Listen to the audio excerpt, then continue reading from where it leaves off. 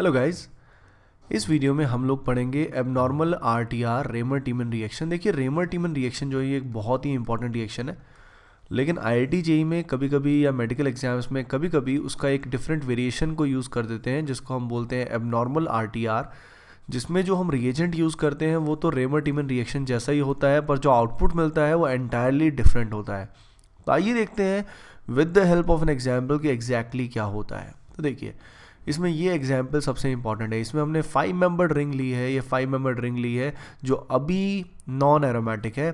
इस रिंग के अंदर जब हम डालते हैं वही सेम रिएजेंट जो हम रेमर टीमन रिएक्शन में यूज़ करते हैं, जो होता है क्लोरोफॉर्म प्लस KOH एल्कली, और साथ में हीट करते हैं, तो ऐसे केस में रिंग का साइज़ 5 से 6 हो जाता है और रिंग नॉन एरोमेटिक से एरोमेटिक बन जाती है।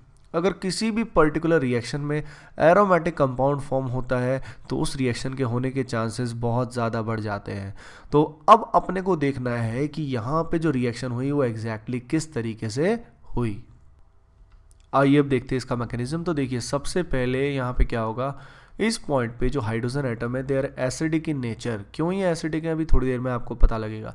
तो जो KOH है it will act as a base. ये KOH यहाँ पे एक्सेस में होता है। This OH negative will give electron to H। H को इलेक्ट्रॉन देगा तो हाइड्रोजन और OH के बीच में ये नया बॉन्ड बनेगा। जैसे कि आप जानते हैं, एक नया बॉन्ड बनाने के लिए इस H को अपना पुराना बॉन्ड तोड़ना पड़ेगा। तो ये बॉन्ड टूट के इलेक्ट्रॉन पेयर इस कार्बन एटम पे चला जाएगा, जिस कारण इस कार्बन एटम पे नेगेटिव चार्ज आएगा। अब जैसे ही आप ध्यान दे सकते हैं, जैसे ही यहाँ पे नेगेटिव चार्ज आएगा, ये जो रिंग है ये क्या बन जाएगी, एरोमेटिक। यानी पहला स्टेप जो हो रहा है, this step is very fast, इसको करना बहुत ही आसान होगा।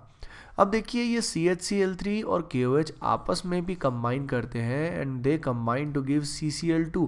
ये CCl2 जो होता है इट इज़ अ डाइक्लोरोकार्बीन, और ये क्या होता है, it is a type of electrophile, यानी इलेक्ट्रॉन डेफिशिएंट स्पीसी होती है ये, जो बहुत ही रिएक्टिव होती है। तो ये जो एरोमेटिक स्पीसी कार्बोनाइन हमको मिला, इसकी रिएक्शन होगी इस इलेक्ट्रोफाइल के साथ। तो देखिए, अब यहाँ पे कौन किस पे अटैक करेगा। तो एक पॉसिबिलिटी ये हो सकती है कि नेगेटिव चार्ज इस कार्बन को इलेक्ट्रॉन दे। अगर इस नेगेटिव चार्ज ने, यानी इस कार्बन एटम ने इस कार्बन को इलेक्ट्रॉन दिया, तो उससे क्या होगा, उससे इस तरह की कोई स्पीसी बनेगी, something like this will be form, जिसमें कार्बन पे नेगेटिव चार्ज आएगा। ये जो स्पीसी है ये क्या हो जाएगी, नॉन एरोमेटिक स्पीसी, और इसका आउटकम उतना अच्छा नहीं होगा जितना दूसरे पाथवे से पॉसिबल है। हेंस इस पाथवे को हम इग्नोर करेंगे। तो अब हम क्या करेंगे, तो देखिए, इस पाई बॉन्ड पे अब हम क्या करेंगे, एडिशन करेंगे। तो ये पाई बॉन्ड जो है ये अपना इलेक्ट्रॉन C को देगा, जिससे इन दोनों में से किसी एक कार्बन का C से बॉन्ड बनेगा और दूसरे की वैलेंसी क्या होगी, फ्री होगी। उस वैलेंसी को सेटिस्फाई करने के लिए कार्बीन अपना लोन पेयर इसके साथ शेयर करेगा। तो आप ध्यान दे सकते हैं कि एक सिग्मा बॉन्ड तो यहाँ बना है और एक सिग्मा बॉन्ड यहाँ बना है, और ये पाई बॉन्ड ब्रेक हो गया है। 3 मेंबर्ड रिंग कुछ इस तरीके की बन गई है। अब देखिए इसके बाद क्या होगा। इसमें अब अगले स्टेप बहुत ही इंपॉर्टेंट है। इस एक स्टेप में रिंग का साइज 5 से 6 हो जाएगा और रिंग एरोमेटिक बन जाएगी। तो अगर आप ध्यान दें तो यहाँ पे Cl और Cl का -I काफ़ी स्ट्रॉन्ग होगा। इनकी इलेक्ट्रॉन नेगेटिविटी ज़्यादा होने की वजह से ये जो कार्बन है इस पर पार्शियल पॉजिटिव चार्ज आएगा।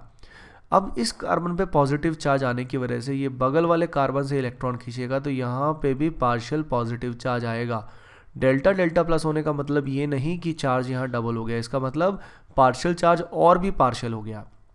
अब ये नेगेटिव और ये पॉजिटिव के बीच में अट्रैक्शन होगा, जिस कारण ये नेगेटिव चार्ज अपना इलेक्ट्रॉन, ये कार्बन अपना इलेक्ट्रॉन यहाँ देगा, जिससे यहाँ बॉन्ड बनना चालू होगा।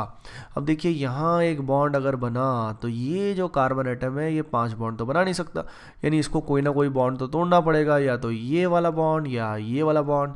ये वाला बॉन्ड अगर ये तोड़ता है तो इससे इसको बहुत बेनिफिट होगा, क्योंकि ये बॉन्ड टूटेगा अगर तो ये इलेक्ट्रॉन इधर जाएंगे प्लस की तरफ, इलेक्ट्रॉन्स प्लस की तरफ ही जाते हैं पॉजिटिव, जिससे यहाँ बॉन्ड बनेगा। और अगर यहाँ बॉन्ड बनेगा तो दोनों Cl में से एक Cl यहाँ से निकल जाएगा, क्योंकि कार्बन 5 बॉन्ड नहीं बना सकता। अगर आप नोटिस करें यहाँ, तो यहाँ पाई बॉन्ड है, यहाँ सिग्मा बॉन्ड है, यहाँ पाई बॉन्ड है, यहाँ सिग्मा बॉन्ड है, और फिर यहाँ पाई बॉन्ड है। यानी पाई बॉन्ड यहाँ पे क्या हो गए, कॉन्जुगेशन में हो गए। रिंग का साइज अगर आप मापे तो रिंग का साइज यहाँ पे 6 हो चुका है। 1 2 3 4 5 एंड 6। और रिंग फाइनली क्या बन गई हमारी, एरोमेटिक रिंग बन गई। इस क्लोरीन को यहाँ दिखाओ, कहीं पे भी दिखाओ, इससे फ़र्क नहीं पड़ता। आइए इसका एक और क्वेश्चन करते हैं जिससे आपको और क्लैरिटी आएगी। अब देखिए इस एग्जांपल में हमने कंपाउंड लिया और साथ में जो रिएजेंट लिया वो लिया हमने CHFClBr tertiary butoxide ion and high temperature. सबसे पहले तो आपको क्लैरिटी होनी चाहिए कि जब इसको tertiary butoxide as a base से हम हीट करते हैं तो हमें मिलता है CFCl, ये होता है क्लोरोफ्लोरोकार्बीन। इसका रिएक्शन हम करेंगे इस पर्टिकुलर स्पीसी के साथ। जैसा कि आप जानते हैं टर्शरी ब्यूटोक्साइड सबसे पहले इस कार्बन से H को निकालेगा। अगर इस कार्बन से वो H को निकालेगा तो हमें क्या मिलेगा, आइए देखते हैं। हमें मिलेगा यहाँ पे नेगेटिव चार्ज, यहाँ आएगा पाई बॉन्ड और यहाँ होगा CFCl। अब देखिए क्या होगा, ये पाई बॉन्ड यहाँ से टूटेगा और अपना इलेक्ट्रॉन कार्बन को देगा, जिससे किसी एक कार्बन का C के साथ बॉन्ड बनेगा। यहाँ वैलेंसी फ्री होगी, उसको C का लोन पेयर सेटिस्फाई करेगा, यानी cyclization will take place. 3 membered की रिंग यहाँ पे फॉर्म होने वाली है। तो इस तरह की 3 मेंबर्ड रिंग यहाँ बन जाएगी, यहाँ पे F, यहाँ पे Cl। जैसे कि आप देख सकते हैं F4Cl की वजह से यहाँ प्लस आएगा, यहाँ डेल्टा डेल्टा प्लस आएगा, माइनस प्लस में अट्रैक्शन होगा तो ये इलेक्ट्रॉन यहाँ गिरेंगे, जिससे यहाँ बॉन्ड बनेगा, ये बॉन्ड टूटेगा, यहाँ बॉन्ड बनेगा और F4Cl में से कौन निकल जाएगा, Cl निकल जाएगा। तो आप नोटिस कर सकते हैं रिंग का साइज 5 से 6 हो गया है और ये जो बीटा पोजीशन है इस पर क्या आ गया, फ्लोरीन आ गया। तो ये जो पर्टिकुलर कंपाउंड यहाँ पे बनता है इसको बोलते हैं beta fluoro naphthalene. It is known as beta fluoronaphthalene.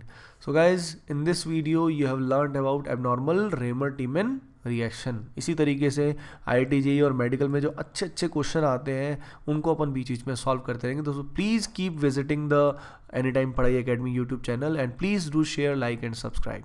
Thank you.